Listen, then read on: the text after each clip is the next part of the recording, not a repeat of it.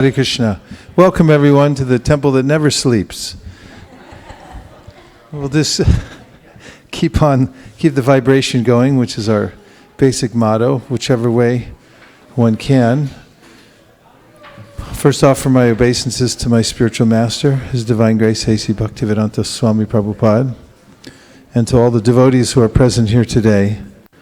You are very dear to Lord Krishna, having taken shelter of Him. And we've had an eventful weekend. On Friday night, we assembled at Lytton Plaza, which is on University Avenue in Palo Alto, an affluent city.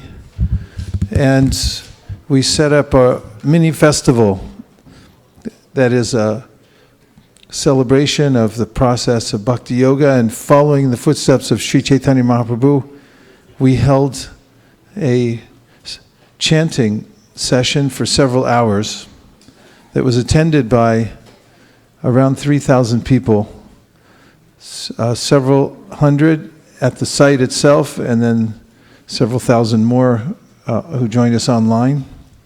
Of course, afterwards, even more of witnessed it, but that is the effect of the Sankirtan. So Sankirtan is a specific term which describes the process of self-realization in this age that we find ourselves in. And we do find ourselves here because perhaps we didn't sign up for it coming into this world at a particular time. We may have been unaware of the fact that we're emerging in a particular time and space. Most children are unaware, except for Shukadeva Goswami, as far as I know, who was a self-realized soul from his very birth, and even before that, actually within the womb. Prahlad also. But as we come into the world and become aware that we have a situation. What is the situation? Krishna describes in the Bhagavad Gita that along with your birth, your exit from this world is certain. It's just a matter of time. Time is ticking away. And therefore, an intelligent person, as we heard from some of the earlier presentations this afternoon, will inquire, what is the purpose of my life? And what shall I do about some of the problems that I may be experiencing in my life or I may be facing? Not the least of which is, as Prabhupada describes in his Bhagavad Gita introduction, the prospect of non-existence. I exist now, and I'm aware that I exist to a certain extent, but I'm also threatened by non-existence. He compares it to being stalked by a tigress. And around any corner I may be devoured. So in a similar way, my death is imminent, and that could be a serious situation or problem. In fact, it could ruin your whole day, having to suddenly leave this world, or even gradually leave it.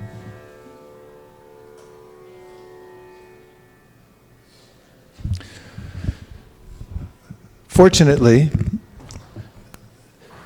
there are answers, and there's a process through which one can elevate oneself in this life to spiritual consciousness and overcome the various problems that one faces. And in the Bhagavad Gita, Krishna describes our situation in this world by saying that as soon as we come into the atmosphere of the material world, we become conditioned by the three modes of material nature. And because of those modalities, we perceive things in a certain way, we're compelled to work in a certain way, we have tastes for certain kinds of foods or music and association and so on. And there's a way in which he also describes how when one comes in contact with devotees of Krishna, those who are already engaged in the practice of Krishna consciousness, one may become awakened to one's higher interest in life. In fact, the human frame, the human body and apparatus is specifically designed to inquire about this. This is a statement in the great bhakti scripture Srimad Bhagavatam. Kamasya nendriya pritir labo jivete yavata jivasya tattva jignasya narto yash cheha karma bihi. It says that life's desires should not be aimed at sense gratification. Rather, one should take sense gratification as a means to be healthy enough so that one can inquire about one's highest good, which is spiritual. It's a different kind of activity, and it's a different way of working and thinking in the world. So all this can become realized by associating with devotees, and devotees take help from higher sources. What are the higher sources? One is called the Shastra, or the writings which have been perpetuated over millennia, and which have their origin in a non-human source. This is what is called apurusheya, which means that the instructions that come to us through the bhakti scriptures are not compiled by an imperfect being. Rather, they're eternal, and they're an emanation from the Supreme Personality of Godhead, Krishna. And therefore, the means by which one can answer the questions of life and also take guidance in a practice that will incrementally allow one to become self-determining, not controlled by the three modalities, not dictated to by the senses, but one can actually become a free soul. And therefore in the Gita, Krishna says, Raga dvesha vimuktaistu vishayan indriyaish charan atmavasher vadheyatma prasadam adhigachyati. That by discovering and following the principles given by the Supreme Personality of Godhead through the scriptures, which may seem restrictive at first. In fact, there's a statement by the Grihastha Vision team in ISKCON, which I've always appreciated, and that is strengthening the bonds that free us. It seems counterintuitive. However, there are ways in which, by adhering to certain principles, one actually becomes free. One may think, if I adhere to a principle, then I'm not free to do whatever I wish at any moment. But as it turns out, leaving one's senses open to following their own whims ends up in a series of whimsical events in one's life, which have no ultimate good destination and no ultimate purpose. However, if one gives attention to the instructions of Krishna in the Bhagavad Gita as an example and follows them carefully, although at first it may seem like one is restricted, then Krishna says this is the ultimate cause of one's freedom. Raga dvesha vimuktaistu vishayan indriyaish charan atmavasher vadeyatma prasadam adhigachyati. He said, by the process of carefully adhering to the instructions Krishna gives, then one gets special recognition or favor, prasadam, from the Supreme Personality of Godhead. And this is the birthright of every living entity, and which is readily available for humans who have a wide spectrum of cognition through which they can appreciate the presence of the Supreme Personality of Godhead even within their own hearts. And from that help that comes from the Supreme, which is also mentioned in the Bhagavad Gita, Krishna says a similar thing again and again. Tesham satata yuktanam pachatam priti purvakam dadami puti yogam tam yenamam upayanti te. One who sincerely tries to follow the practice of Krishna consciousness will get intelligence, spiritual intelligence directly from Krishna. So then, what is the result? How does one's life change in a positive way? The next verse tells, Prasade sarvadukhanam hanir asyopajayate prasanna chetaso yashu bhuti paryavatishtate. And that is, when one gets the favor of the Supreme by carefully following his instructions, then one's misery goes away. The misery is killed. That's prasadi sarvadukhanam hani rasyopajayate. It means that one's misery goes away. That's an enticing prospect, don't you think? Yes. Please say yes. Yes. Yes. In fact, psychologists say that most human beings spend their lives, more than trying to enjoy, they try to avoid misery. Positioning oneself almost with a feeling of resignation that happiness is elusive, but at least don't let me suffer too much. And therefore, one might position oneself in various ways to avoid suffering as much as possible. But it visits us anyway. One can barricade oneself within a set of walls and a huge fortress, but somehow or other misery will find a way in. So how to kill that formidable enemy? Krishna gives the answer. Prasade sarvadukhanam hanira means that misery will be killed by the glance of the Supreme Personality of Godhead, by the favor of the Supreme. So one could try for this. And the next benefit that one gets from receiving this grace, prasanna chetaso, that means that the mind includes the heart in this. Cheta means the conglomerate of the mind, the intelligence, and the heart region where we do most of our feeling. Prasanna becomes joyful. Become joyful in mind and spirit. This is a spontaneous feeling that is absolutely natural.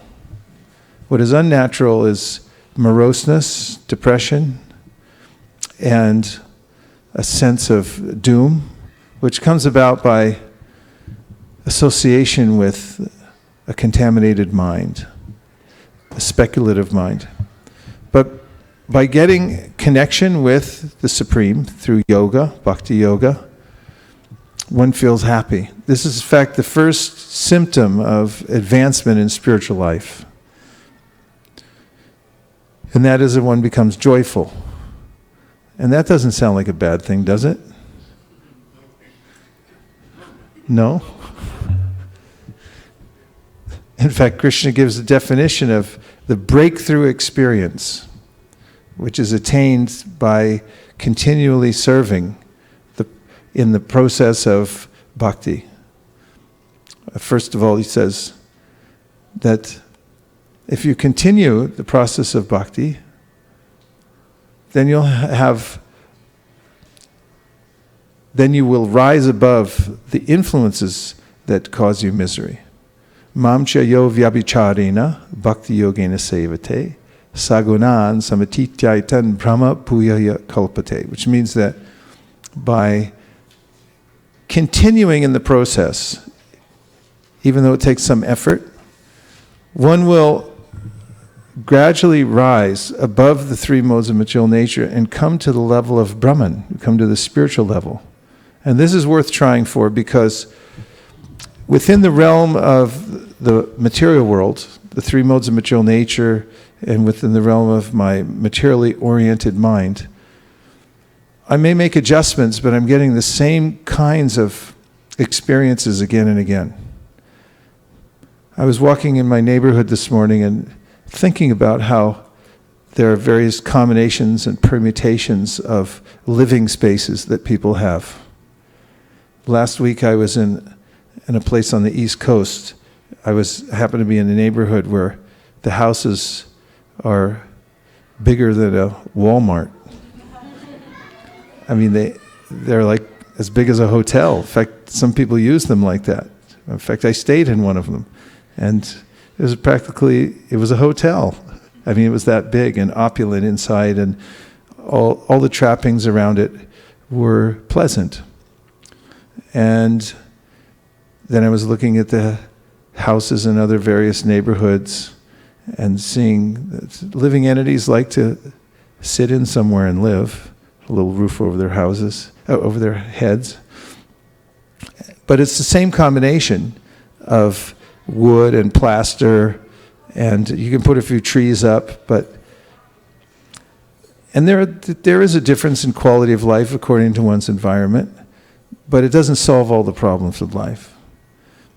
It doesn't bring one to a transcendent experience by rearranging the space in which we live.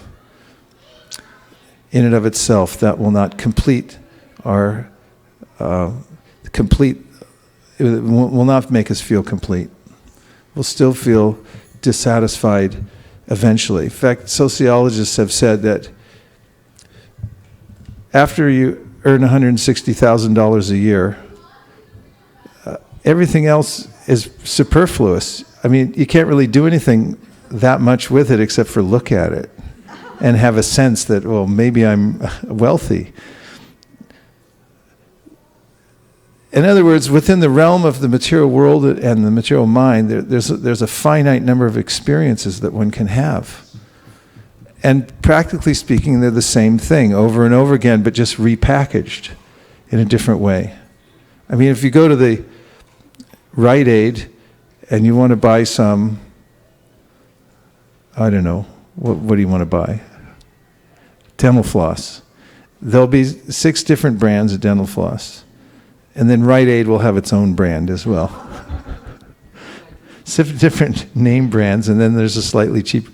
And once you pull it out of the little package, one of them says Rite Aid, and the other one has a fancy name because it's advertised on the television. If there still is television out there in the world, I'm not sure if it's been replaced yet. But it comes out, it's a long, thin fiber, and it's the same thing. You can't tell the difference. Just the package was different.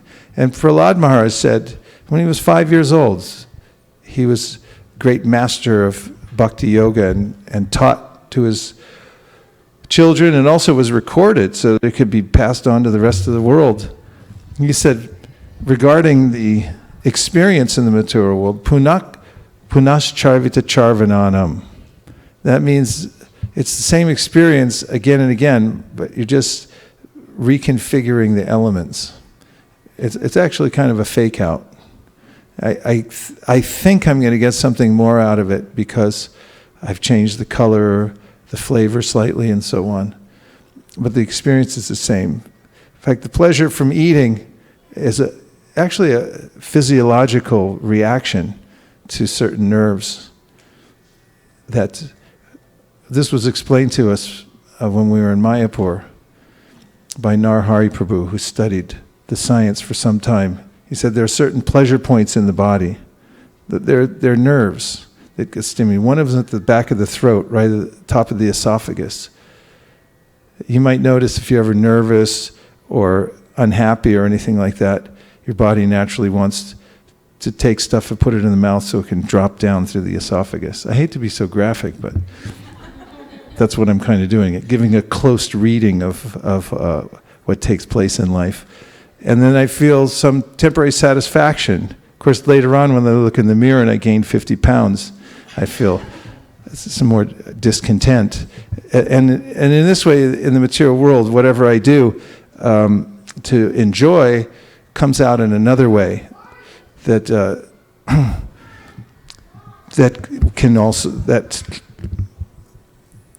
that can take away from the experience altogether.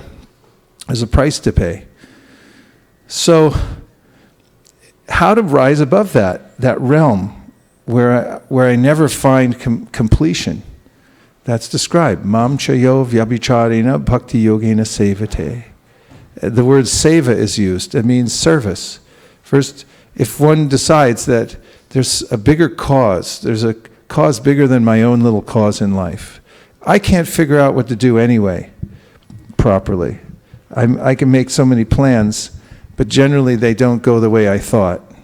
And then I lament because I didn't get my plan didn't work exactly right, or it worked quite the opposite of what I thought it would. And so if one wants to rise above this particular realm, mam chayo vyabhicharena bhakti yogena sevate. So bhakti yogena sevate. Everyone please say. So bhakti comes from the root word bhaj, which means to give. It means to give of one's heart, to give out of love. And it's actually well known to everyone in the world that giving out of love is a noble principle. Taking, hoarding, coveting, these kinds of things don't even need to be expressed in rules and say don't covet and so forth, although they are, because people generally know that there's a higher principle in life. They intuit it. And so this bhaj is the best of what the soul can connect to, and that is this experience of giving out of love. And we call this bhakti. So there's a process called bhakti yoga. Bhakti yoga means to connect to our original divine source, Krishna, the Supreme Personality of Godhead, through acts of giving and love. And this is called bhakti yogena sevate. And this can be experienced by anyone, and this can be taken up by anyone. It's a simple process that even a child can perform, and apparently even animals can do if they are given the opportunity. So when one practices this bhakti yoga, then sagunan samatityaitan means that they rise above the three modes of material nature, much the way you would rise above the clouds when you take off in an airplane. You get on a jet and it goes faster, faster, faster along the runway, still touching the ground, we're going fast, and that's like our beginning practice in devotional service. We haven't left the atmosphere yet. We haven't left the ground even. But we know we're moving in the right direction. And then when there's enough thrust, and if there's any rocket scientists in here, please let me know. So if there aren't any, I'll just make stuff up. Go faster, faster, and at a certain point, the speed is great enough so that the airplane, according to its weight, can lift up off the ground and continue on an upward trajectory. And then, of course, in this metaphor, I'm using the lower atmosphere is the three modes of material nature, the place of misery and confusion and so forth, and recycled happiness. But above the clouds, I'm not saying you'll be happy when you get above the clouds in a plane, but in the metaphor, is a different realm where one actually experiences spontaneous happiness, joyfulness that isn't dependent on anything else. It just is. You're happy for no reason. The only reason you're happy is because you're made of happiness. That's your actual constitution. Your constitutional nature is happiness. It's called ananda or bliss. As you're a small part of the original source of all happiness. So it makes sense that you would feel that. So mam chayo vyabhicharena bhakti yogena sevate. Let's have a look at the verse. 14:27. 14.27. In the .com era, we need to find the best of the .coms.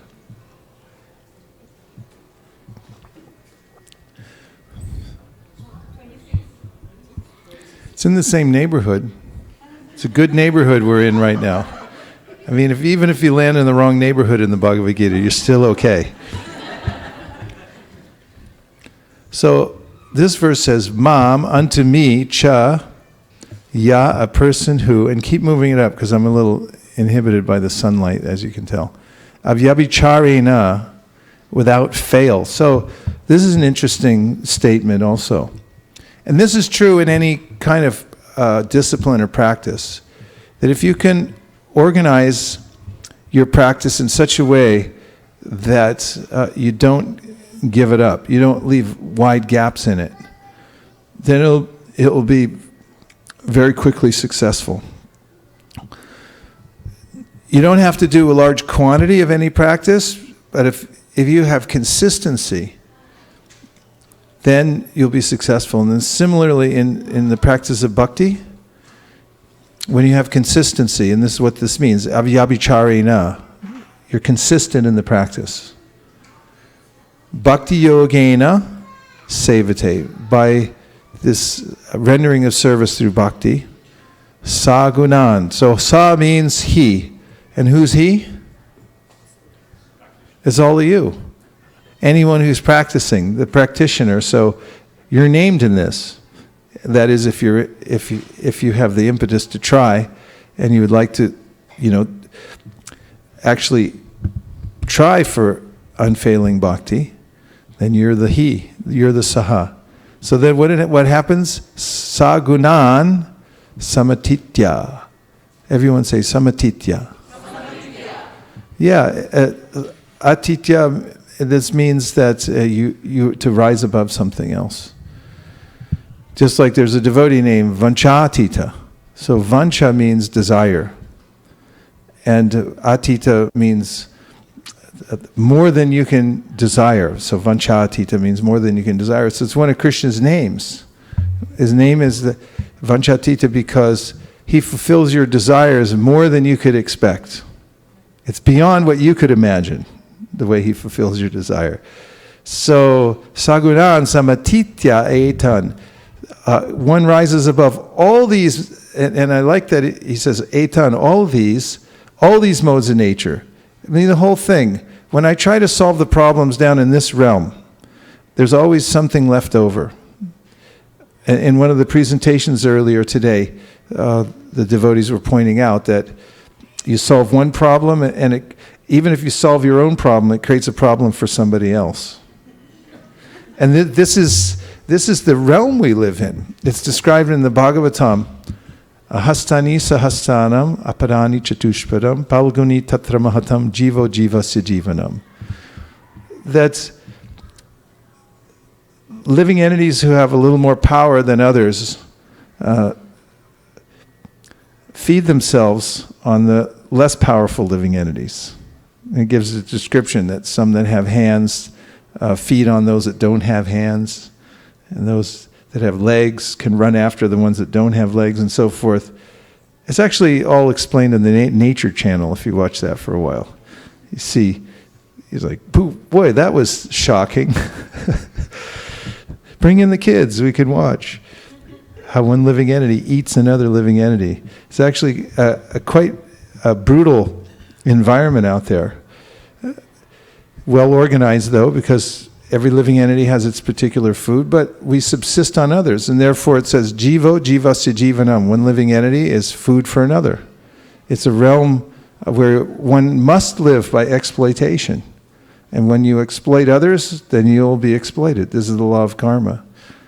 And when I try to solve my problems in that realm, I simply end up exploiting others to get what I want. But there's an answer. There's a solution. And that is given here. Rise above all these modes. Give up all the ways in which you're trying to avoid misery through material adjustment or find happiness through the material adjustment and simply rise above the modes of material nature altogether. That should do it. Yes, it does. Brahma bhuyaya kalpate. That person is elevated to a spiritual position. And this is the position through which one can solve all one's problems. And also experience happiness. So that's where it is. So one should look for it there. And further, in the verse I was speaking about earlier, prasade sarva dukkanam hanir asyopajayate prasana means cetasa, means that the mind becomes happy. Buddhi paryavadishte, and then finally it says, when one gets this input from the Supreme Personality of Godhead directly as a response to one's endeavor to practice bhakti yoga, then one also gets a steady intelligence. That means that I know what to do, and I know what to avoid for my own welfare. And I'm very clear about it, and also I have the wherewithal to carry it out when I do get the intelligence. Those two things are important because there's a way in which I may know what to do, but I don't have the strength to do it. Or I may have the strength to do things, but I don't know what to do. So both things have to be there. It's called jnana and vairagya. So in another verse in the Srimad Bhagavatam, Sutta Goswami describes the benefit of practicing bhakti yoga. He says, Vasudeve Bhagavati Bhakti Yoga Prayojitaha Janayat Yashu Vairagyam Jnanam Chayara Haitukam. And that is that when you practice bhakti yoga, which is a very simple thing to do, then you get, as a byproduct, natural byproduct, free gift.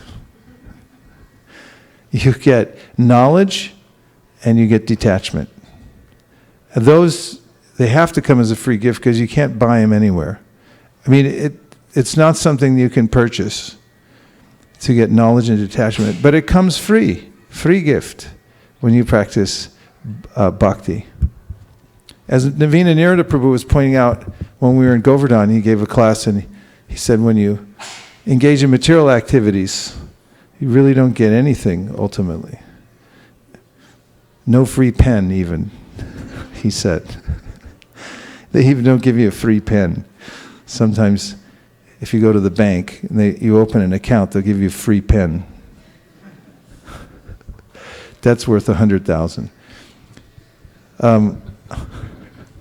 Free pen, thank you. But when I try for material happiness, no even free pen.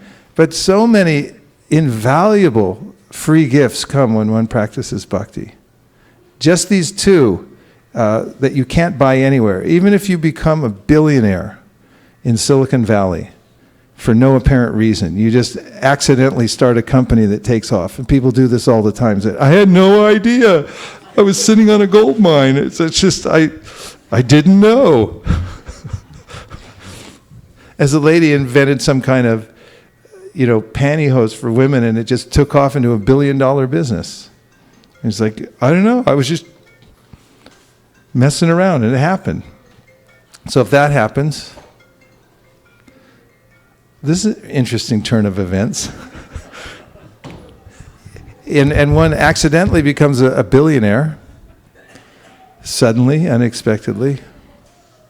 You still can't get knowledge and detachment. In fact, we find all the time, we meet very wealthy people who are very interested in spiritual knowledge because, and even sometimes even more so, because when one comes to the point of reaching all of one's material goals, but then sees that I'm still in the same place I was before I had material facility, one might become even more eager to find out some different path, different answers.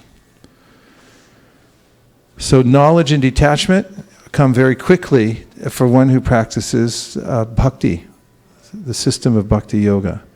Again, that verse, Vasudeve Bhagavati Bhakti Yoga Prayojita Janayashu vairagyam jnanam cha yada haitukam. Haitukam means it comes naturally, free gift that you get.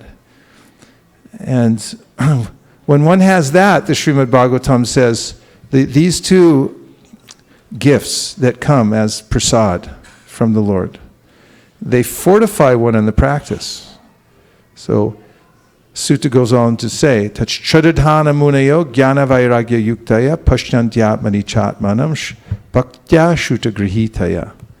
That one becomes then fortified with these two things. He says, you need these two things in order to advance in bhakti. You need knowledge and you need detachment. And then he says one more thing. You also have to be thoughtful. You have to be a little thoughtful.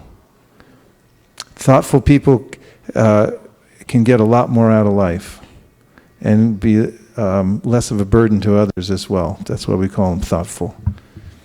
And so, knowledge, detachment, and thoughtfulness. These are three priceless items for advancing in spiritual life and the process of bhakti. Now, the benefit of bhakti is if you practice bhakti, then you'll automatically get these. It's thrown in with the practice. Others who try to independently culture knowledge or detachment go through a lot of trouble, Krishna says in the Gita. Klesho dikartarastesham avyakta sakta chetasam avyakta hi gatir dukam dehavadvir avapyate. That there's a way in which one may try to detach oneself artificially from the world. This is very troublesome because it's not our nature to be detached.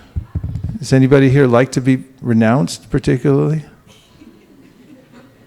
Well, I'll give you specifics. Do you like to not eat? Anyone? I mean, it's kind of nice to fast every once in a while, isn't it? But one of the reasons it's nice to fast is because then you appreciate much more the eating process the next day or whenever you stop fasting. It's like, wow, I'm really happy to be able to eat at all. Be able to appreciate that. But it's not natural to be detached. It's not natural to ignore people. For instance, sometimes families have a dispute. It happens a lot. In close quarters, you only hurt the ones you love. You get too close, and you might have an argument over some kind of a debt. Yeah, let's say a debt. I mean, this happens all the time when the parents leave, and then the other family members have to work it out and what to do with their estate, and then they become estranged for life over some money issues. Or there can be even much smaller issues, just a harsh word. And then one is obligated to ignore the family members for some time. Or even if someone has a friend or a spouse and you have an argument. Is that possible? You don't have to laugh too hard. Possible. These things happen due to social intercourse. There's a way in which there's friction amongst living entities. And I may then decide to, of course, I don't recommend this. It's not recommended for relationship building. Ignore the person. But people do that. People just say, oh, stop talking to them. How long can they do that for? What's the world record? Many years. Yeah, it's possible. We've seen it. Hatfields and McCoys been going at it apparently for centuries. You don't know who that is, right? Anyway, they're famous in American history, the Hatfields and McCoys. And family members, sometimes they'll say, I'm not going to talk to my daughter, married the wrong guy, or whatever it was. I mean, it can be anything. And I just stop talking, and it could go, I don't know what the Guinness Book of World Record is for ignoring people and not talking to them. But it could be upwards of 20, 50 years. Is that a pleasant experience for anybody involved? Is a kind of forced renunciation. I won't talk, I'll ignore. On the other hand, we actually want relationship. We want to relate to people. We want to love them. And restricting that is very unnatural. Renouncing is not our nature. We don't like to renounce. We could go on trying to prove that, but for the sake of my argument, do you agree? Anyone who doesn't agree, raise your hand and we'll make sure that you don't get any prasadam for the... and we'll observe you for the next 12 hours and see how you're doing. So bhakti doesn't advocate renunciation. It advocates adding something to what we already have. Renunciation comes naturally because one gives up the lower taste for a higher taste. And there's definitely, it's proven over many generations, there's definitely a way in which that anyone can attain a higher taste. That is a spiritual taste from rising above the complexities of the three modes of material nature. That's what causes the problem. And also my own activities that are misguided and for which I receive a reaction, either subtle or gross, are the cause of my problems. It's good to know, isn't it? That there's a central cause to all misery in life. It comes from one place. And the weird thing is that I'm doing it to myself. Who's causing it to me? Is it God punishing me? Is it something? No, you have freedom and you did it to yourself. That's a shocking revelation. In fact, the Avanti Brahmana, who's a very famous figure in the Srimad Bhagavatam, after he had gone through some of the toughest times anyone could go through in life, he had lost everything. He lost his family, he lost his money, he lost his reputation. It was because he was a miser, but after he did, because in his normal material life, he had performed some sacrifice in order to advance materially, but within that, for just an iota of time, he had prayed to God sincerely, even just for like a fraction of a second. And after he lost all his material possessions and connections, the one thing that was left was that one iota of sincerity. That never goes away. Once one makes one tiny glance towards the Supreme and says, yeah, that's what I want. Even if you completely forget about it, that is indelible. It's never lost. Therefore, Krishna says in the Bhagavad Gita, Neha bikramanashosti pratyavayo navidyate swalpam apyasya dharmasya trayate mahato bhayat. That is that if you do the tiniest, if you make the tiniest gesture towards the Supreme, even if you don't know who the Supreme is, out of sincerity of your heart, which is altogether possible because we're spiritual beings underneath all the coverings of the modes of material nature, but if you make even the slightest gesture towards Krishna, he says that goes on your permanent record, eternally. And it also gives you an advantage eternally, just the tiniest gesture towards the Supreme.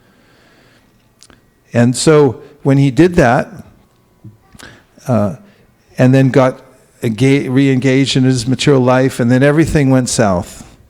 Everything he had, he lost. That remained in his heart, and it grew. And he developed an intention to walk towards the Supreme Personality of Godhead in his life. In fact, he repeated a prayer wherever he went. Etam sastaya paratmanishtam adyasitam purvatamar maharshibi aham tarishami durantaparam tamo mukundangri nisheva yaiva. I shall cross over the insurmountable ocean of material suffering by being firmly fixed in the service of the Supreme Personality of Godhead. This was approved by the previous acharyas who were fixed in service to the Supreme Lord, Paramatma. And so, I'm just going to tell you about his troubles because it's nice to hear about other people's troubles, isn't it? And that's what a lot of movies are about. Definitely there's a whole genre of music called the blues. It's all about how bad my life is. If it wasn't for one of the refrains from a famous song, if it wasn't for bad luck, I wouldn't have no luck at all. And so this Avanti Brahmin had lost everything, and then he began to realize many things. as he turned towards Krishna in his life, and he got this knowledge and detachment. And here's one of the gems of knowledge that he got. He actually was in the palm of his hand. He could look at it anytime he wanted. And that was, all the miseries that are in my life, I've caused for myself because of my previous activities. And therefore, and from that, he developed the quintessential attitude which allows one to advance in spiritual life. Shall I say what it is? And I'll tell you what he said. He said, if one bites one's own tongue, possible, right? Please say yes. Yes. I do it all the time. If one bites one's own tongue, whom can one blame other than oneself? Right? You bite your tongue, it's like, call your wife, get in here. Why'd you make me do that? In fact, people do that sometimes, but it's ludicrous. You bit your own tongue, and live with it. You know, it happens. You bit your tongue. So in a similar way, he said, I'm experiencing miseries, I'm experiencing a reversal of fortune. Where did it come from? It came from me. I'm responsible. If one takes that kind of responsibility, then there's an answer. There's a way out. And this is the bedrock of advancement in civilized life, and that is giving up victimhood. I'm not a victim. I'm an independent soul. I have freedom to move about the country, and therefore I'm going to take responsibility for whatever I have now. And as soon as one does that, one can then move forward. And therefore Brahma, who's the leader of our sampradaya, gives us the quintessential attitude for everyone in the famous verse in the 10th canto of the Srimad Bhagavatam, in which he says, Tate anukampam susamikshamano punjana evatma kritam vipakam hridvagvapurvir vidadam namaste jivete yomukte pade sadaya bhak. And that is that one should be completely optimistic about achieving success in spiritual life, because one knows, one has studied carefully the nature of our original divine source, Krishna, the Supreme Personality of Godhead. And that it's summed up in one of the prayers that we say frequently when we say, Hey Krishna, Karuna Sindhu, Dina Bandho, Jagatpate. So what does that say? It says he's an ocean of mercy, which means, mercy means that someone who's in a position to do so waives the normal law or rule and says, okay, I'll give it to you anyway. Even though you broke the law, even though you don't deserve it, I'm giving it to you anyway. That's what mercy means. We like mercy, right? Say yes real loud. Yes. That's the part you always say real loud, you know. Yeah, we need that. So Krishna, what is he? The ocean of mercy. It means it's unfathomable how much mercy he has. And then also Dina Bandho, which means he's the friend of the fallen. Dina means fallen. So someone is fallen. What does it mean to be fallen? It means I can't help myself. I'm helpless. So he's the friend. You really need a friend when you're completely helpless. When you're totally out of it, everyone else shuts you out, Krishna's there. See, Dina Bandho Jagatpate. So if one can get this mercy from Krishna, then even a modicum, actually Brahma later on in his prayers, he says, Atapite deva padam bhujatoya prashana leshana grihita evahi janati tattvam bhagavan mahimno nachanya eko picharam vachinvan. And that means that if you can get a lesha of mercy from Krishna, the Supreme Personality of Godhead, then everything that you could possibly desire becomes available to you. Not only that, you can be fully aware of the Supreme Personality of Godhead, Krishna. From a lesha, say lesha. Lesha. What is a lesha, by the way? Well, let's say if somebody about an hour ago walked through here and they were wearing some sandalwood on their body, let's say, and they walked through, and some molecules come off from that sandalwood, and they're floating around in the environment. And one molecule happens to come into your purview, into your nostril. One molecule. That's a lesha. It's the tiniest little measurement of something. So it says, prasada leshanu grihite evahi. If you can get even just a molecule of this mercy from Krishna, who's the ocean of mercy, then everything will be known to you. So Brahma says, therefore, you should be completely optimistic in your life that you could get that. Because Krishna wants to give it to everybody, and all I have to do is position myself in such a way that I can get that. So now the next question comes, what's the positioning? And that is the main way in which bhakti yogis conduct themselves.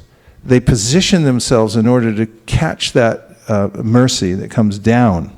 It comes down. It's already available. It's our birthright to get it. But how do you position yourself to take advantage of it? That's the big question. So he says, Tate anukampam susamikshamano bunjana evatma kritam vipakam. And that second line means that you give up victimhood altogether. That I'm not a victim, I'm actually a self-determining living entity. And whatever I have now is a result of what I've done in the past. So any kind of adverse situation that enters into my life, I say 2 words: Krishna's arrangement. In fact, everyone, you could say that. Yeah, just try saying that whenever anybody says something. Hey, your house just caught on fire.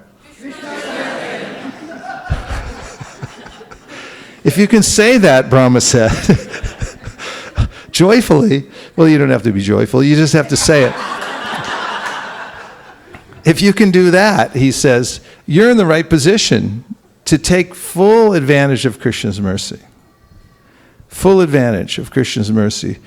Yesterday when we went to the little Krishna kids, that was, I don't know what to call it. It was like a huge event. It was in a football stadium or something like that, full of people.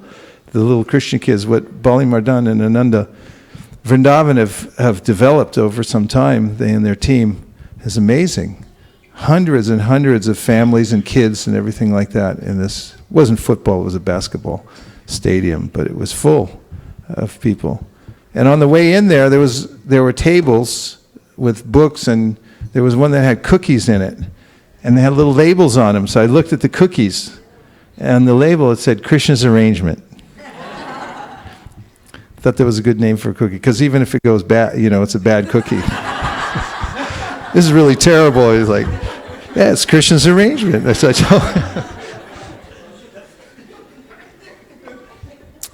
I take that back, because actually that's illegal to do something, whimsically and then claim it's Krishna's arrangement. But it's funny anyway. The cookies were funny. So then he says, Hridvagvapurvir vidadam namaste, and that is that here's what you should do. We talked about how you should position yourself mentally, with your attitude. And that is, don't be a victim, but accept that everything's Krishna's arrangement, and that whatever comes to me, whatever I have now, is a result of what I've done by using my God-given volition, free will. So then he says, go on with your activities in bhakti. Bhakti yogena sevate, services. So what kind of ways in which can you go on? He says, Hridvadvapur viradam namaste. Hrid, right? Maybe we should take a look at it, please. 10:14:8. We'll have that for you in 7 seconds or less, or your money back. There it is. Okay, scroll down a little bit. Good. Hrit means the heart. So if you put your heart into it, we really are driven by our heart. So if you put your heart into your service. Hritvak. Vak means words. The words are very powerful. And if you just engage your words, your tongue, in the service, in bhakti seva to Krishna. And vapur bhi, which means and the body. Avidadam and namaha means offering obeisances. So here's the things that you do in bhakti. You use your heart, you use your words, and you use your body to offer obeisance to the original divine source, Krishna, the Supreme Personality of Godhead. And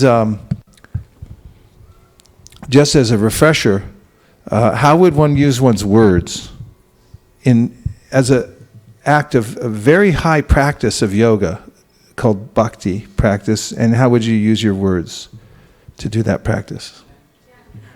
Chant. Yeah, what would you chant? Prayers. You could recite prayers. There are different kinds of prayers. There are notable prayers. There are spontaneous prayers that one can say. The spontaneous prayers, Prabhupada describes as, Krishna, my life is messed up in all these different ways.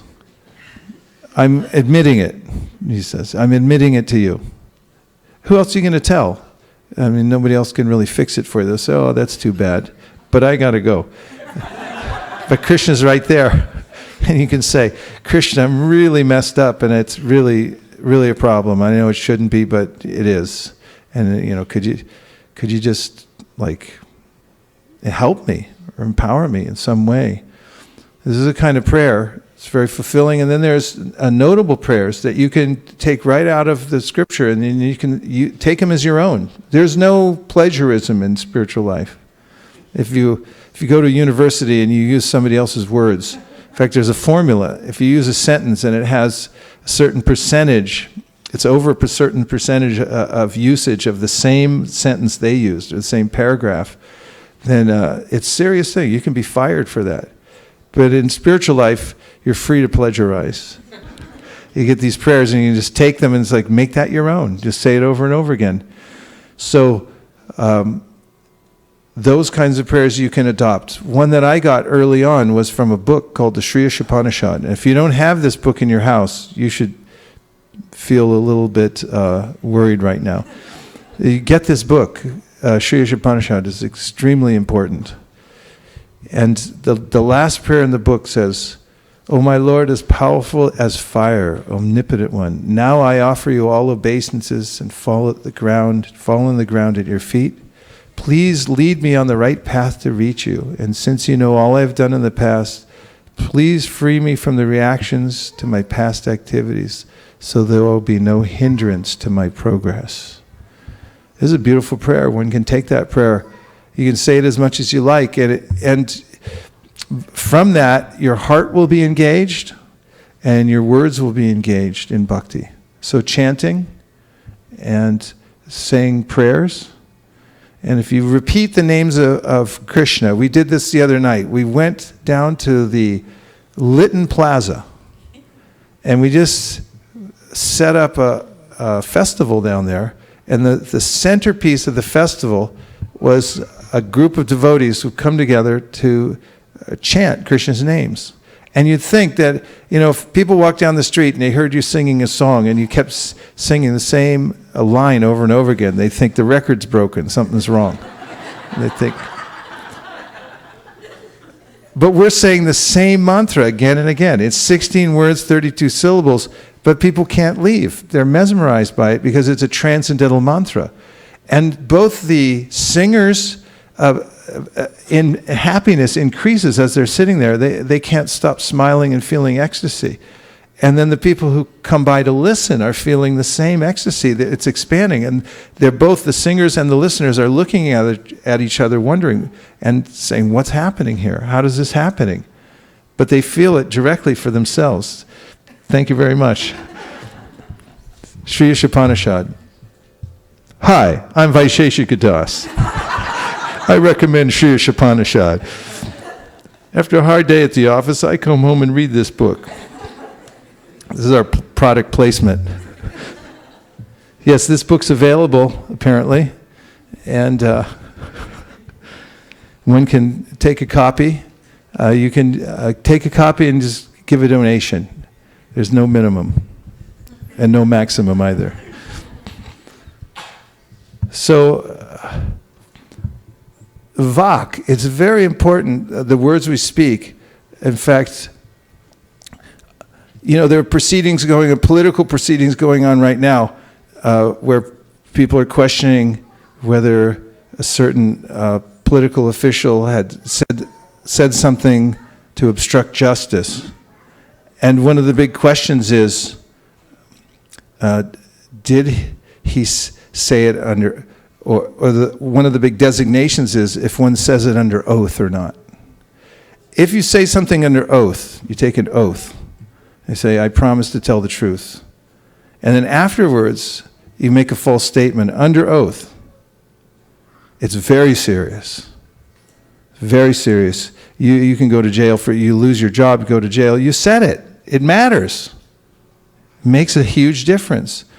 So Vak, does everyone say Vak? Vak. Yeah, the God of speech and our speech, it's creative. What we say matters. It really matters. Nowadays, there's a lot of speech flying around, and people feel like, I can just say anything. It doesn't matter. But it does matter, and that's what this verse is saying. It really matters what you say. And if you just concentrate on this one point, what one point? The tongue. I mean, take a look at it in the mirror next time. You barely ever take a chance to look at your tongue. You just take a look at it. It's a little rudder. It's shaped like a rudder in a boat. It's what, actually our speech throughout our life is what determines our direction, the way we're going to go.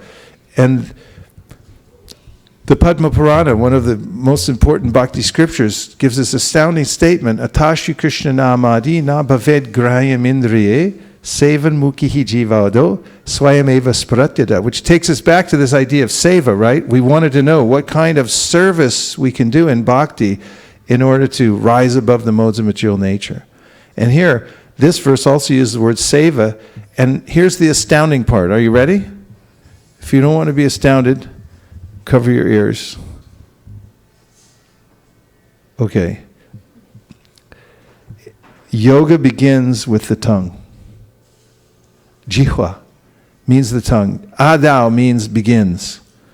So all yoga starts with the tongue. And if you concentrate on this one point, Vak, how you use your speech, you can be elevated above the three modes of material nature by that process. And some people take vows of no, I won't say anything. But in bhakti, again, we don't do anything unnatural. Because to not talk is unnatural. Tongue wants to move. Just make it move in the right way, and then your boat will go in the right way as well. Hrigvag vapur vir, so then the body can be used also in bhakti. And how can the body be used in bhakti?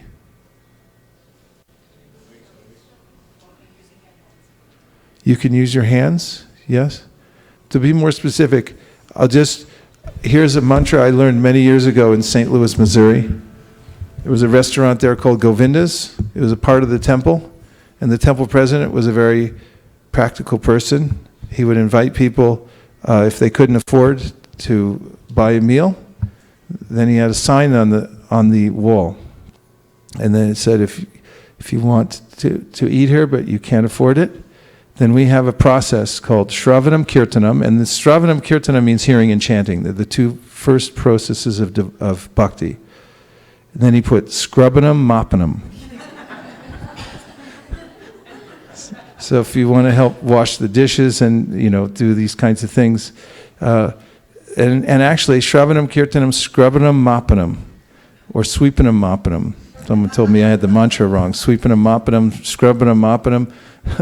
These, you can use your hands, you can use your legs. Every sense can be used in bhakti seva, starting with the tongue. And if you engage the tongue properly, and if you do, and it's really hard to control the tongue. But it can be done through bhakti, because as we sing every day, we sing these prayers before we what we call honor prasadam. Most people say, let's eat. We say we're going to honor prasadam. It's a way of framing what we're doing in life. And we're not just eating.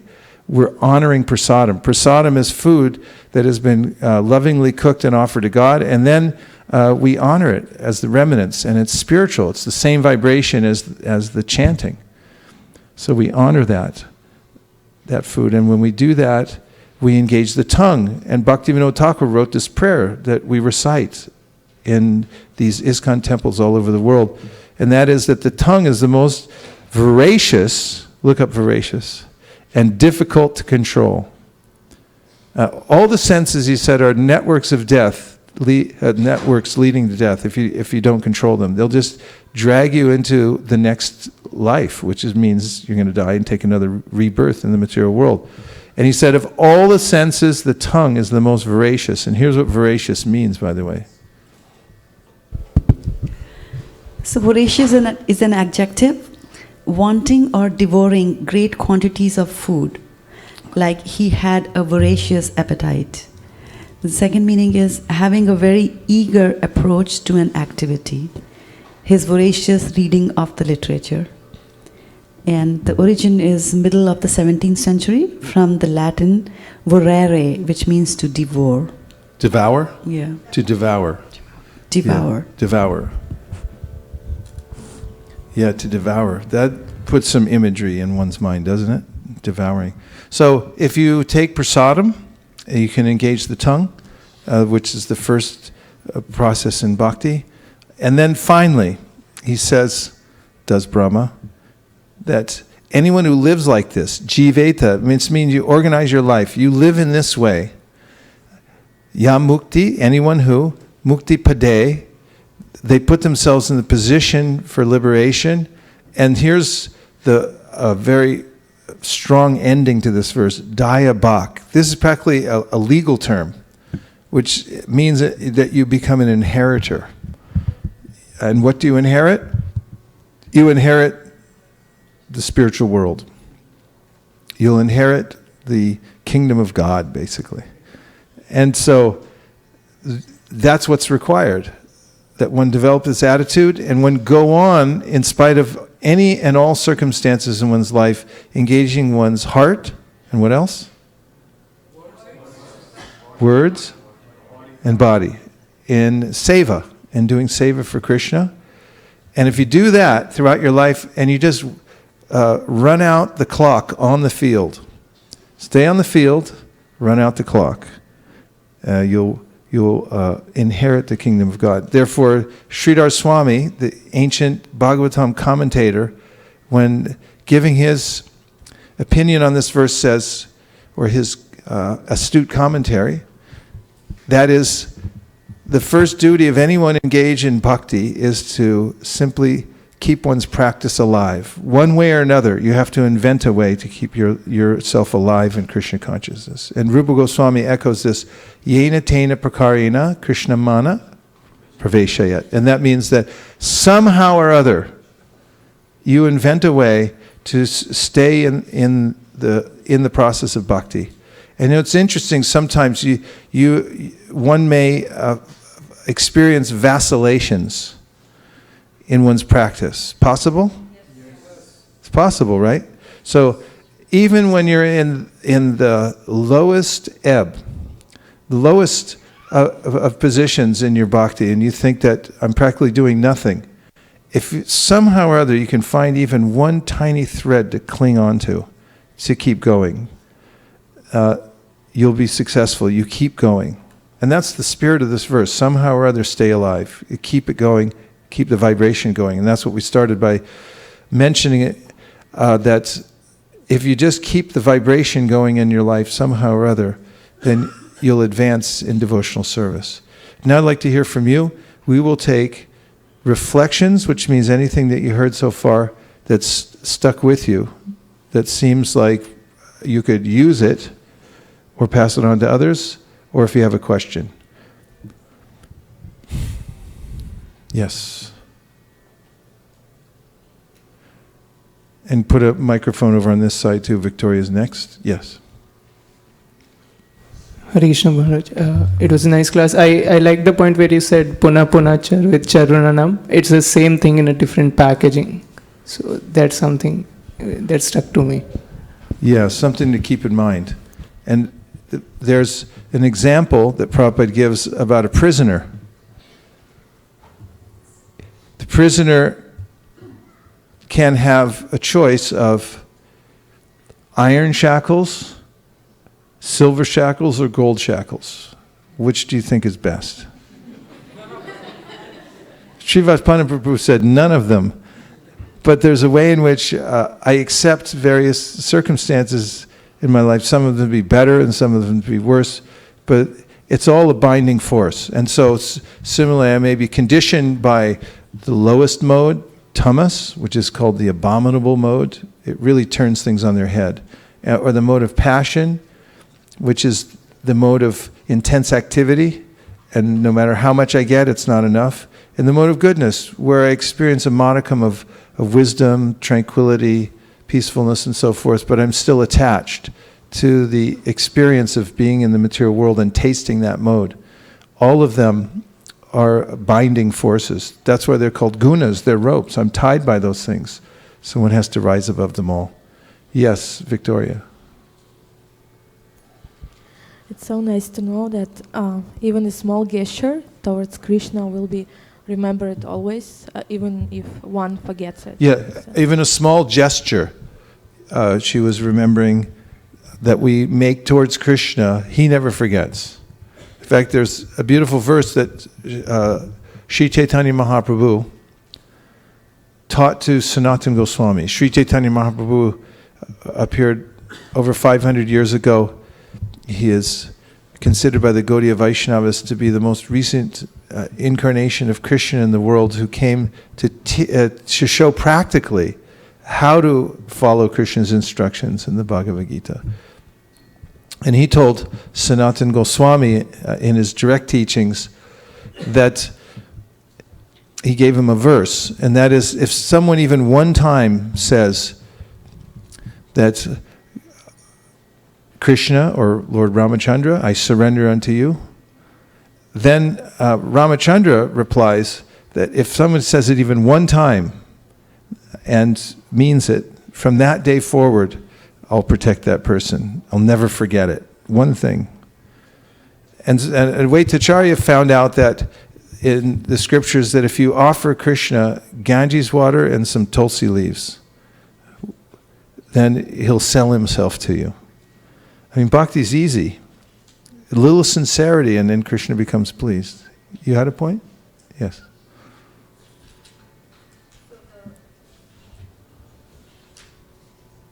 The point that stuck with I think that mic needs a little more juice.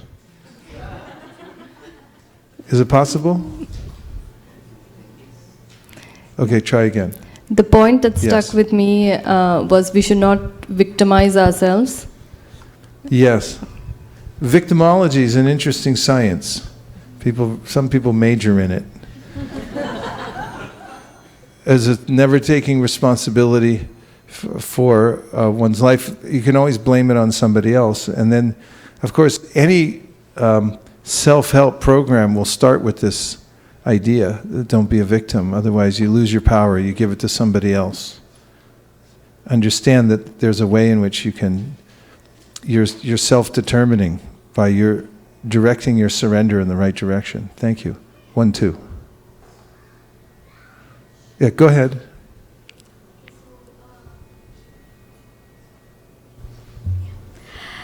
So I got to learn today from you that whatever situation we are in life currently, it's all Krishna's arrangement. Yeah, whatever comes to us is Krishna's arrangement. We take it like that. And whatever situation I'm in, the second line of the verse we looked at, it says, Hrid te anukampam susamikshamanu bunjana evatma kritam vipakam, which means that I've created the situation I'm in now. And it is Krishna's arrangement because he's fulfilling our desire. So our desire simply has to be redirected. And one can redirect that desire. It can refine our desires and purify them by associating with sadhus. If you associate with sadhus, then you get a taste for it, for living a life in bhakti, performing devotional activities, and then you gradually have your own taste. Yeah. I have a quick question, Prabhuji. Sure. So, particular to any situation in material life and in spiritual life, what if in ourselves we have conflicting desires? How would Krishna deal with our desires? Because both will be our desires. Well, I'll itself. tell you a story about Putana, the witch. And this comes in Krishna Lila, so it's very important. And that is that when Krishna was a tiny little baby, just after he appeared in the world as a little baby, there were a lot of people out to get him because Kamsa was the king and he didn't want Krishna to live because that would mess up his position. So he was sending various kinds of wizards and kind of very powerful yogis out to try to find Krishna and then kill him. So one of the first ones to reach was this Putana. So she was actually very experienced at killing children. That's what she did for a living. It was on her business card. And she also was a yogini, so she could disguise herself.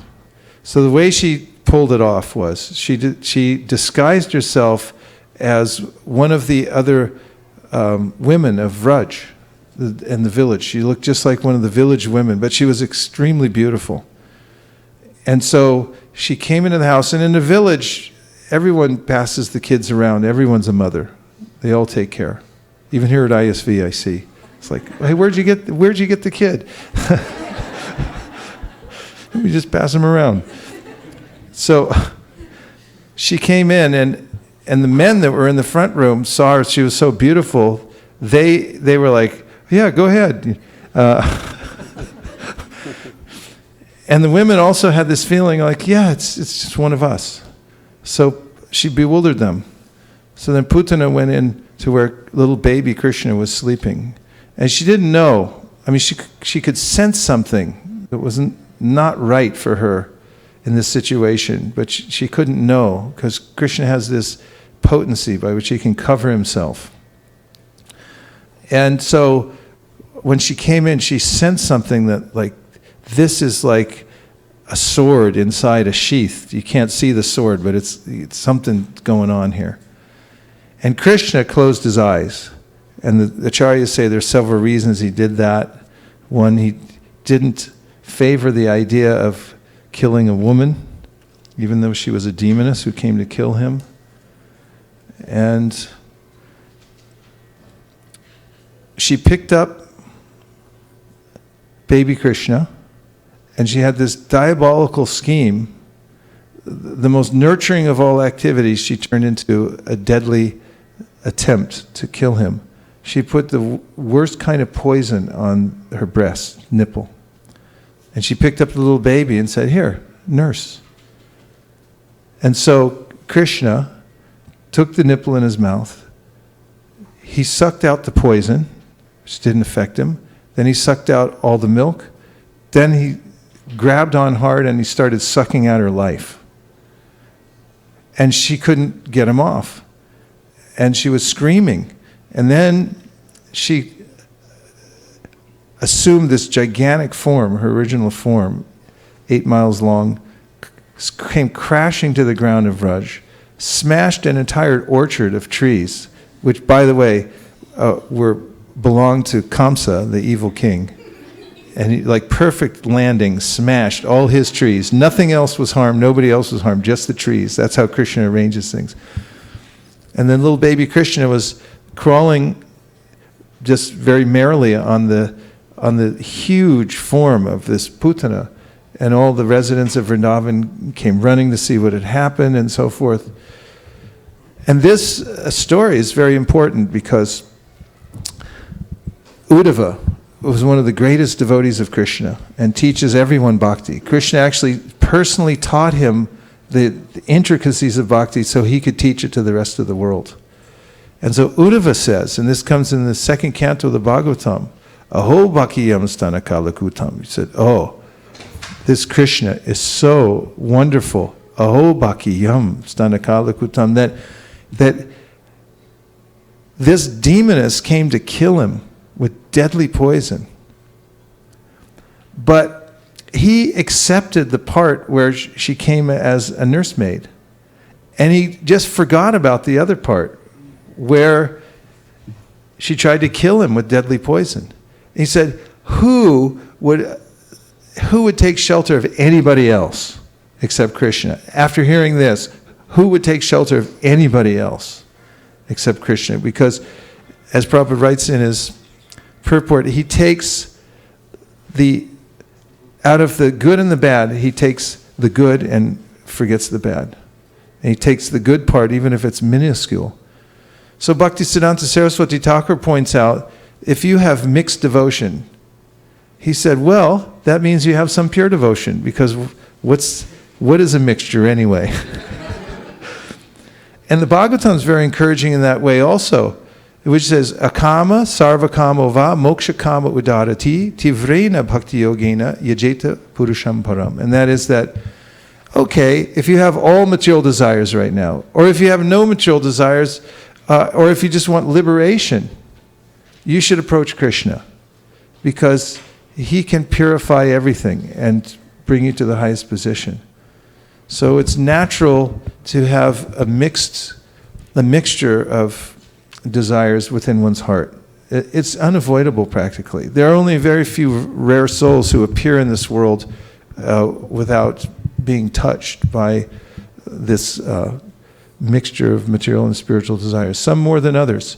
But the Bhagavatam goes on to say, Kirata hunandra pulinda pukasha abhira shumbha yavana kasadaya yene chapapa yarapashraya shraya shudyanti tasmai pravavishnave namaha. This is Shukadev Goswami speaking, and he says, you can come from the worst background possible. And he names a bunch of them.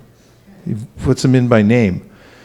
Kirata hunandra pulinda pu. These are like, practically people who have become really degraded in various ways. He said, all these people, no problem, because bhakti is so powerful. Because it's the power of Vishnu coming through his devotees can purify everybody.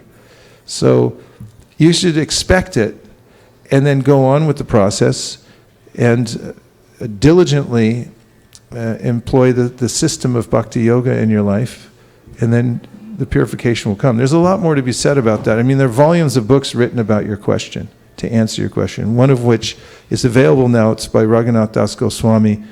Urmila brought it to light recently, and it's called the Manak Shiksha.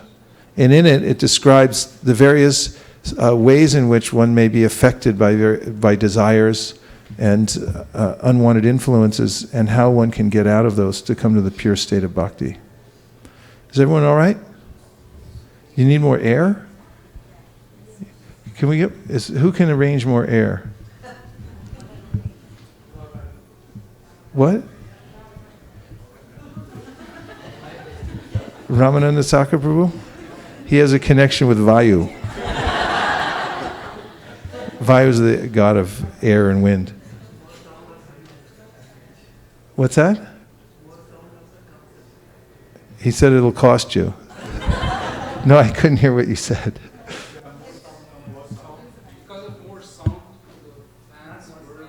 Oh, okay. All right, well, whatever you decide.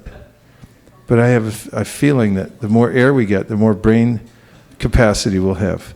Okay, you had a couple points back there? Hare Krishna Maharaj.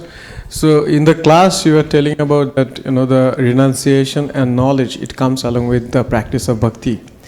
But also we see in some of the shastras written by our acharyas and also different Puranas, it is mentioned like you perform different brath for the sake of bhakti also, like Damodar brath, this Ekadasi brath very strictly, so that you get some juice of bhakti.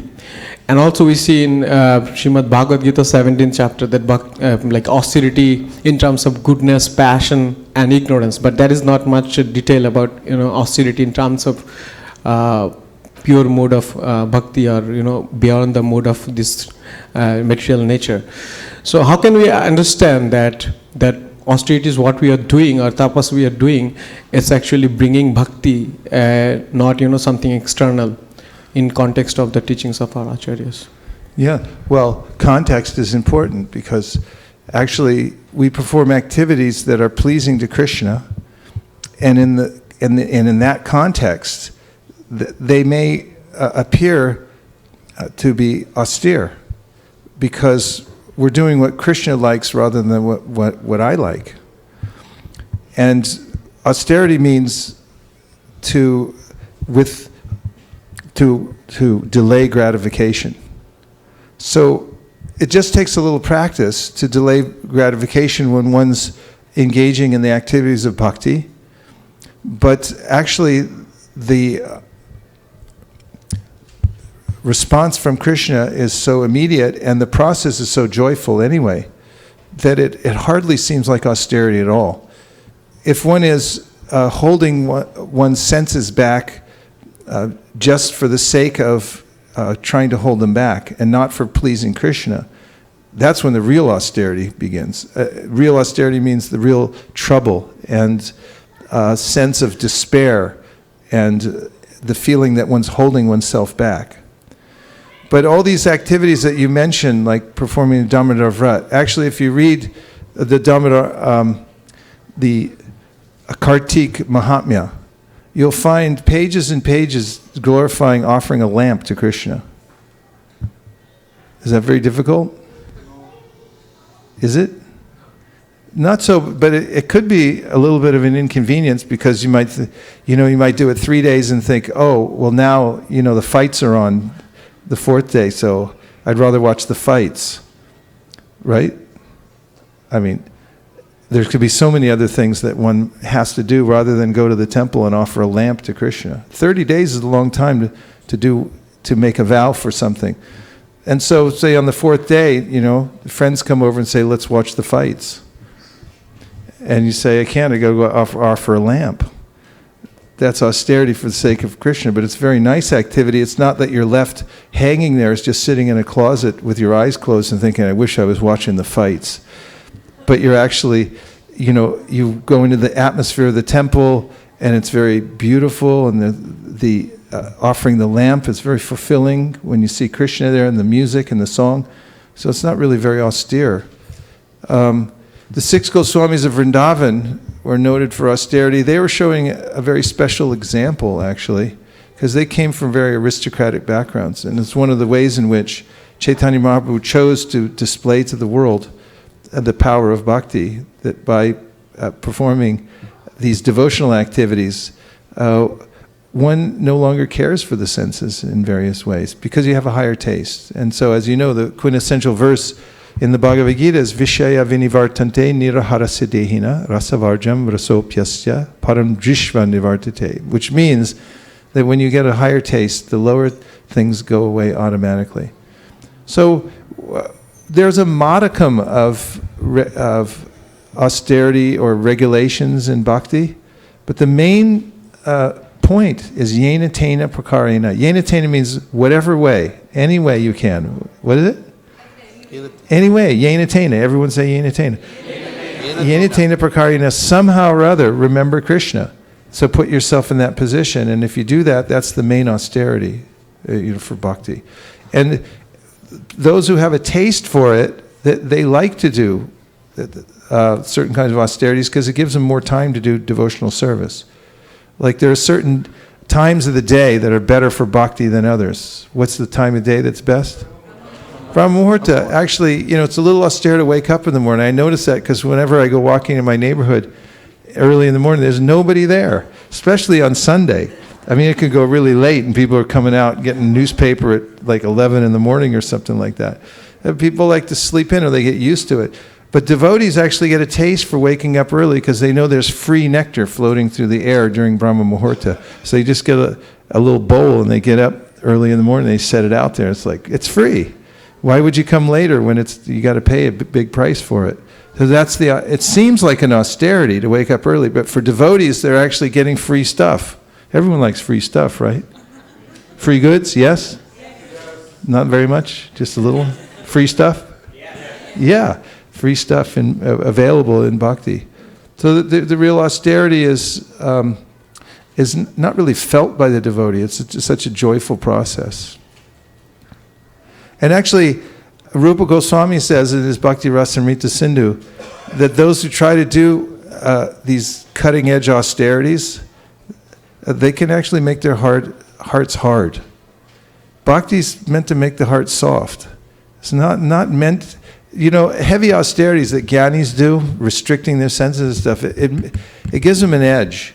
So you get a little grizzly beard and they're kind of like, they're a little bit, they have a little bit mean-spirited because they can afford to be, they got some sukriti from practicing the austerities, but they can get a little hard-hearted.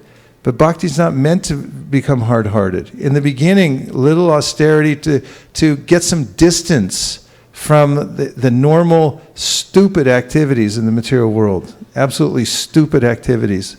Don't drink stuff that you can light with a match, for instance. It's like, duh, hey, this ignites, let's try drinking it.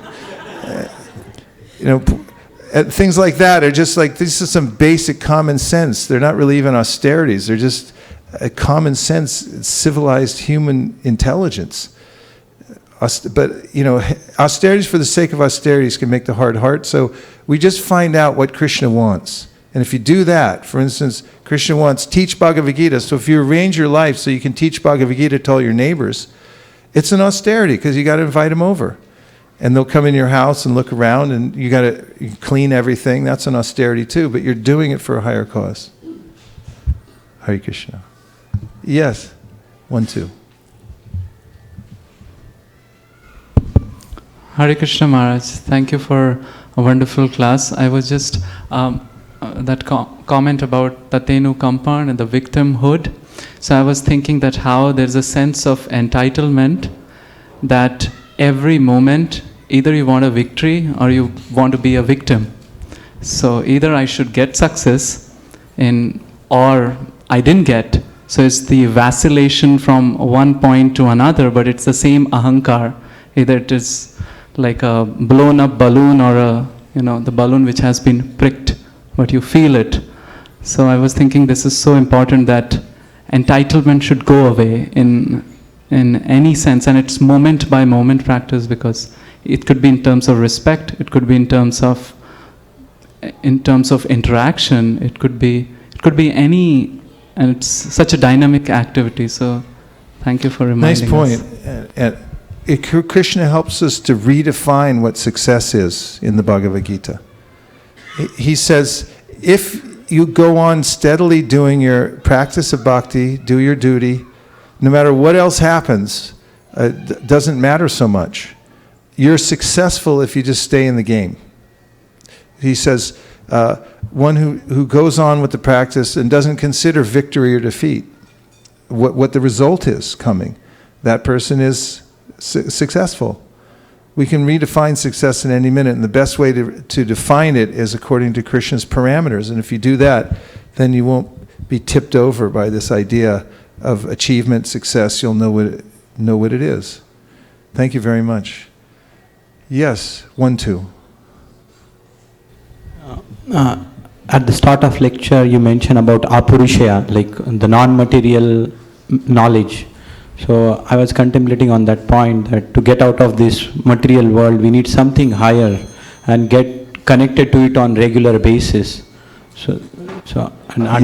Understanding that Bhagavatam and holy name is apurishaya and it's non-material. Yeah, no one expects the practitioner to accept it blindly. Blind faith is not recommended. But also blind doubt, which is the opposite side, in which one becomes cynical and thinks there is no answer. That means you think you're God because you're saying there's no answer. So what are you, omniscient? And you're just fanatically, blindly doubting that there could be a source of perfect knowledge. But the practitioner of bhakti is one through many lifetimes of experience in the material world and coming in contact with sadhus who can inspire the person's heart for the path, the middle path, which is not karma, it's not jnana, it's right down the middle of offering one's dedicating one's life to Krishna, then one can have this perfect balance. Yes. It looks like we're going to sing because there's a harmonium coming in. That's a sign that a song is about to happen. When a harmonium is coming in, and when Avantika comes in, then that's really a song. So Vishwanath Chakravarti Thakur says that before you see Krishna, you'll see Krishna's devotees. And he said in the same way, in the morning time, when you see the sun rise, you don't see the sun first, you see the light of the sun. Then you see the sun later. In the same way, when you see Avantika come in here, you know that there's a kirtan about to happen.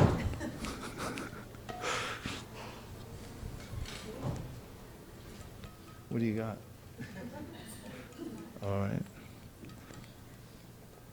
Nama Om Vishnu Padaya Krishna Preshtaya Bhutale Sri Mate Bhakti Vedanta Swami Niti Namine Namaste Saraswate Deve Gauravani Prachardine Nirvishesha Shunyavadi Paschatya Deshatarine. You need a rock, right? Okay. Jaya Shri Krishna Chaitanya Prabhu Nityananda Shri Advaita Gadadhara Shivasadi Gaura Bhaktivinoda. Hare Krishna, Krishna Krishna, Hare Hare, Hare Rama, Rama Rama, Hare Hare.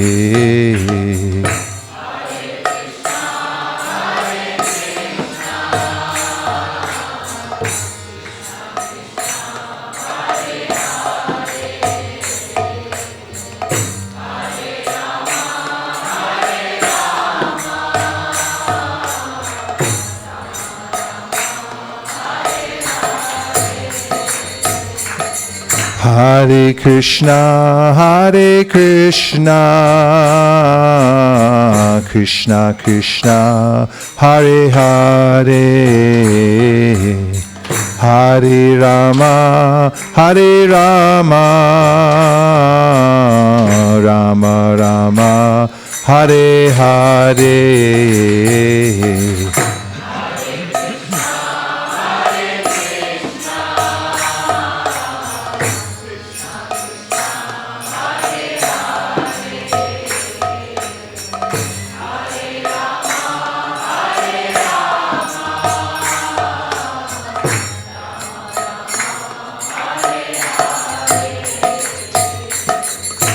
Hare Krishna, Krishna Krishna, Hare Hare,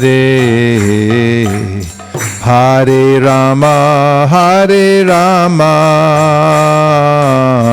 Rama Rama, Hare Hare.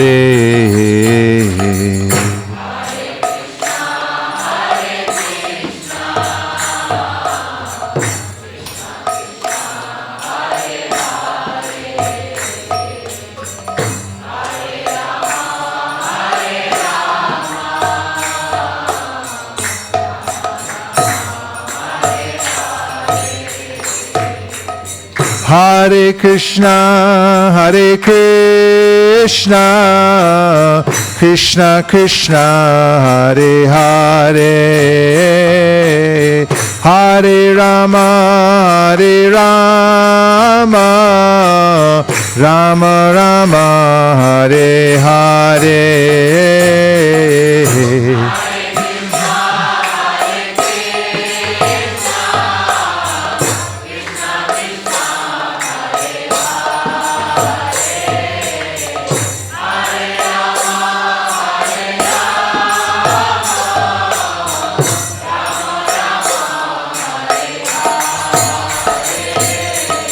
Hare Krishna,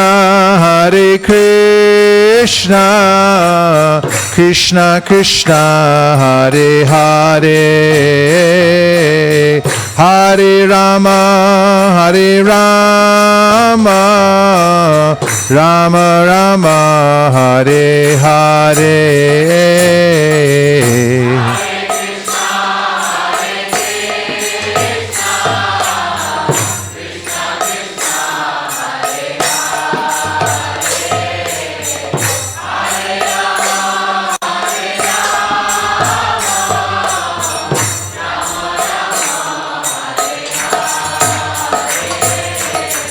Hare Krishna, Krishna Krishna, Hare Hare, Hare Rama, Rama Rama, Hare Hare.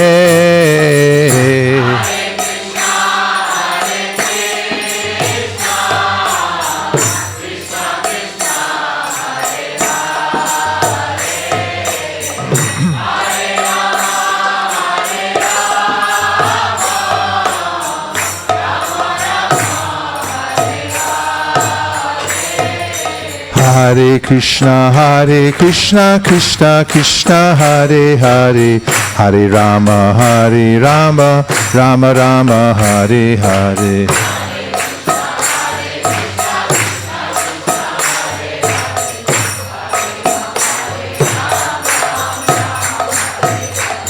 Hare Krishna, Krishna Krishna, Hare Hare, Hare Rama, Rama Rama, Hare Hare.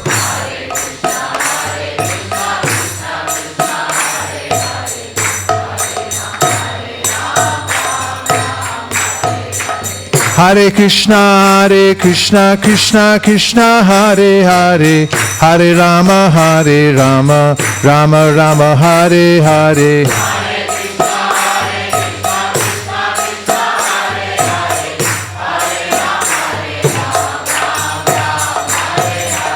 Hare Krishna, Krishna Hare Hare, Hare Rama, Rama Rama, Hare Hare.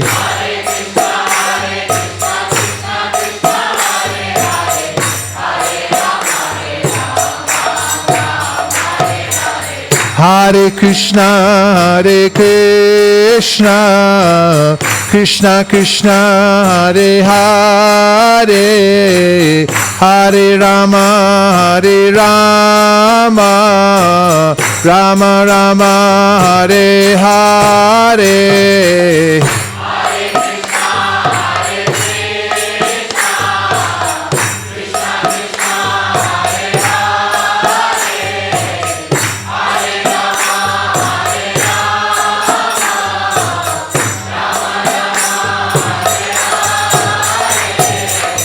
Hare Krishna, Krishna Hare Hare, Hare Rama, Rama Rama, Hare Hare.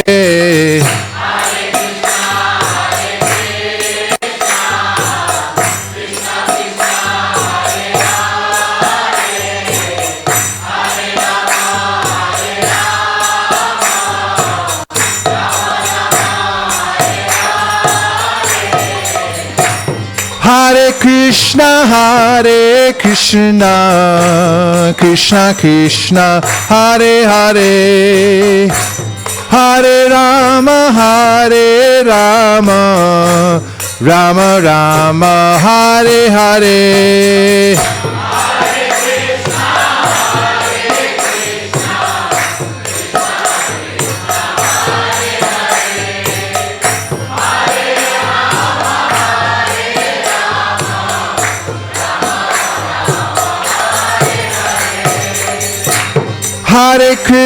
Hare Krishna, Krishna Krishna, Hare Hare, Hare Rama, Hare Rama, Rama Rama, Hare Hare.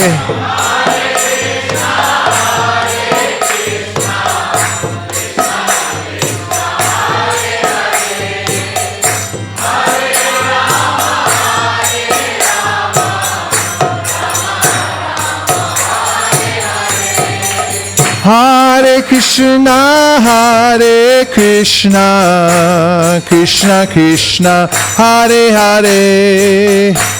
Hare Rama, Hare Rama, Rama Rama, Hare Hare.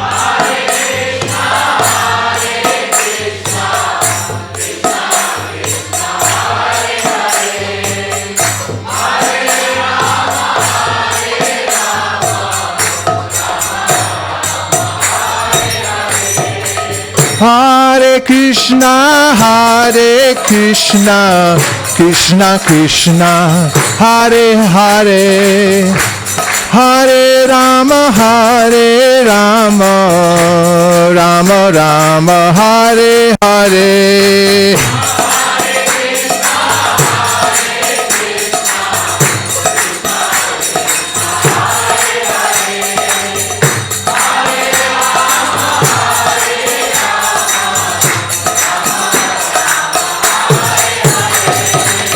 Hare Krishna, Hare Krishna, Krishna Krishna, Hare Hare. Hare Rama, Hare Rama, Rama Rama, Hare Hare.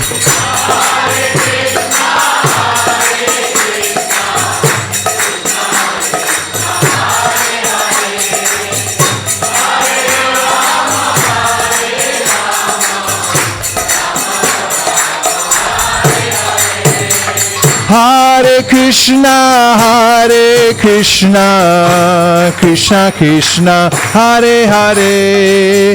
Hare Rama, Hare Rama, Rama Rama, Hare Hare.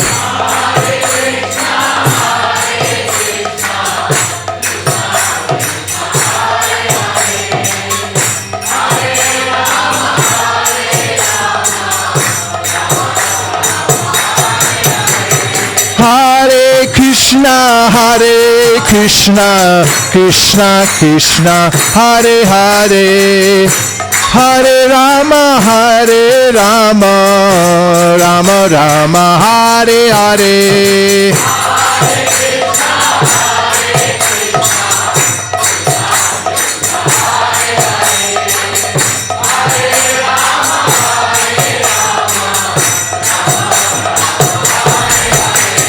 Hare Krishna, Hare Krishna, Krishna Krishna, Hare Hare. Hare Rama, Hare Rama, Rama Rama, Hare Hare. Krishna Krishna, Hare Hare Rama, Hare Rama, Rama Rama, Hare Hare. Thai Gaura Hari Bol, Hari Bol, Hari Bol, Thai Gaura Hari Bol.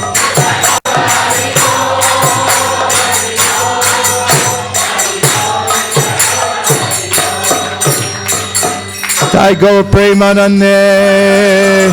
Vantika Harmonium for the Kartal players, for the Hare Krishna singers, for the Hare Krishna dancer in the back.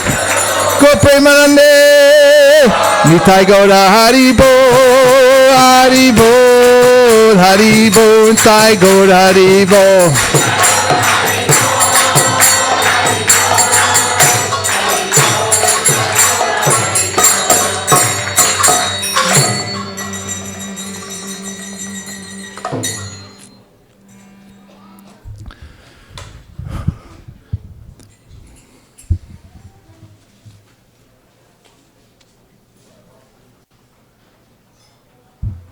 So just a final word about one of the ultimate practices in bhakti, which is dancing. and that is never miss a chance to dance, because it's an activity that goes on constantly in the spiritual world, according to the Sri Brahma Samhita. Sreya kanta kanta parama purusha kalpataravo druma bhumis chintamani ganamayi toyam amritam kataganam natyam gamanam apivam shi priya sukhi chiranandam jyoti paramapi tarasvadyam apicha sayatra shirabi sravati surabi byasha sumahan nimeshardhyakyo vavrajatina hiyatrapi samayaha bhajeshvetati pamdhamahamiha golokamitiam vidantas te shantakshiti viralachara katipaye. And you all know what that means already. So what it means is it's a description of the spiritual world in which every word is a song, every gate is a dance. So joy means dancing, or dancing means joy. And if you don't feel joyful, it's amazing if you dance that you'll feel that joy. Not only that, if you're carrying a lot of worries in your heart, anybody got one or two? Oh, I feel so much better. I have truckloads of them. You can pull them up. Fill storage lockers. When you dance and you put your arms in the air if you feel like it and dance, they'll all come flying out. And you can go home and start over again. So that's a good idea, right? So what we're going to do now is try that out. We'll practice that theory out. We'll sing and we'll dance. And feel free to dance. Don't miss a chance to dance. If somebody ever in your life told you not to dance, or that it's not a good idea to dance, or you shouldn't dance in public, they were wrong. You should dance. So and feel free to dance here. You're in a safe environment. No one will even see you except for the several thousand people watching online. We thank you very much. Thank you very much for coming all the way out here. And now we'll put all the seats away, and we'll roll up and get ready for the evening ceremony. Hare Krishna.